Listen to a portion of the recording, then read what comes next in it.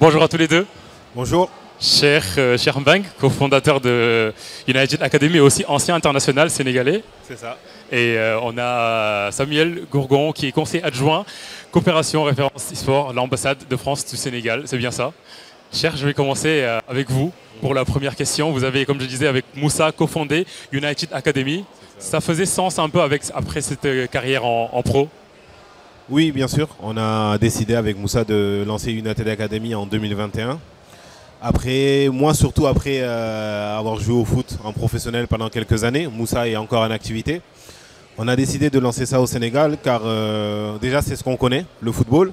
Et puis on sait qu'en Afrique, les jeunes sont passionnés de football sans avoir forcément de cadre. Et nous, on voulait leur offrir un cadre sérieux qui allie école, football, éducation, qui leur permettra de continuer à vivre de leur passion tout en ayant une éducation. Donc on a essayé de mettre ça en place et d'année en année on a progressé et on a rencontré après Samuel ici lors d'un événement et qui ont été séduits par notre projet et qui nous ont accompagnés et voilà d'où est né United Academy. Justement, Samuel, comment est-ce que vous avez rencontré Cher? Alors avec Cher, il me semble qu'on s'est rencontrés pour la première fois en novembre 2023. C'était pendant une réception à la résidence de France, juste à côté, au Cap Manuel, à l'occasion de la visite de notre ministre des Sports et des Jeux Olympiques et Paralympiques de l'époque. Ensuite, à la fin de l'année 2023, je suis allé voir la United Academy à Thiès. Et donc j'ai pu voir sur pièce le sérieux et la qualité, je dirais, du travail de l'académie. Et ça vous a inspiré pour accompagner ce projet comment justement? Justement, ce qu'on a vu à ce moment-là, c'est que, Cher les a mentionnés, mais c'est une académie qui fonctionne avec 3 piliers.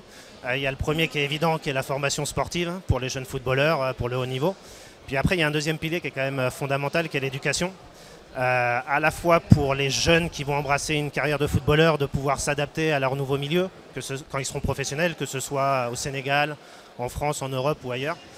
Mais aussi pour leur permettre d'avoir un bagage pour préparer une éventuelle future reconversion. Puis c'est aussi un élément clé parce que dans les jeunes qui sont à la United Academy, tous ne deviendront pas professionnels. Et donc évidemment, ça leur permet aussi d'avoir un bagage pour s'insérer dans le milieu professionnel.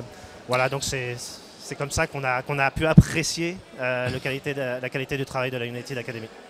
Cher, quelles sont les valeurs aujourd'hui, les valeurs profondes qui guident le travail auprès des jeunes dans votre académie? Déjà, il y a les valeurs du respect, de l'entraide, de la solidarité. Et on va dire, on va en énumérer beaucoup, mais c'est toutes les valeurs qui sont autour du sport et de la vie en général. Parce qu'aujourd'hui, on sait très bien que les jeunes de United Academy seront demain soit des joueurs de foot, mais après être joueurs de foot, comme moi aujourd'hui, on reste des êtres humains, on va rester des chefs d'entreprise, on va rester des pères de famille. Et on essaie de leur inculquer toutes ces valeurs de la vie qui sont importantes au quotidien et qui permettent à un homme de s'insérer dans la société sans avoir de contraintes majeures. Et aujourd'hui, on s'efforce au quotidien, on va dire aussi dans l'hygiène, dans la propreté, dans le vivre ensemble, dans toutes ces valeurs qui incarnent un homme et qui permettent à ces jeunes-là d'aller avec ça dans toute leur vie, on va dire, parce que United fera partie intégrante de leur vie. C'est important pour vous de faire ce projet au Sénégal? Oui, après, vous savez, moi je suis né en France, d'origine sénégalaise, mais je suis quelqu'un qui est souvent venu au Sénégal. J'ai joué en équipe nationale aussi et j'avais des valeurs qui ont fait que j'étais très attaché à ce pays-là. Moi, je me sens 100% sénégalais aussi. Et voilà, et j'ai cette chance aussi d'avoir grandi en France, ce qui me permet de connaître les deux cultures-là et de pouvoir être, on va dire, un connecteur entre ces deux pays. Et pour revenir sur United Academy, quel est le modèle économique du centre? Alors aujourd'hui, on a un modèle économique qui était basé au départ que sur la vente des joueurs. Maintenant, au fur et à mesure du temps, on essaie de progresser, on va essayer d'avoir nos propres infrastructures, on va essayer d'être autonome aussi en ayant notre propre école de foot. Et on a des projets aussi qu'on veut mettre en place dès l'année prochaine. Mais ça, comme ce n'est pas mis en place, je préfère ne pas en parler tout de suite. Mais on va avoir un modèle économique qui va évoluer et qui ne sera pas basé que sur la vente des joueurs dans les années à venir. Pour repasser à Samuel très rapidement, de manière plus large, que pouvez-vous nous dire dans le partenariat qui existe aujourd'hui entre la France et le Sénégal dans le domaine du sport?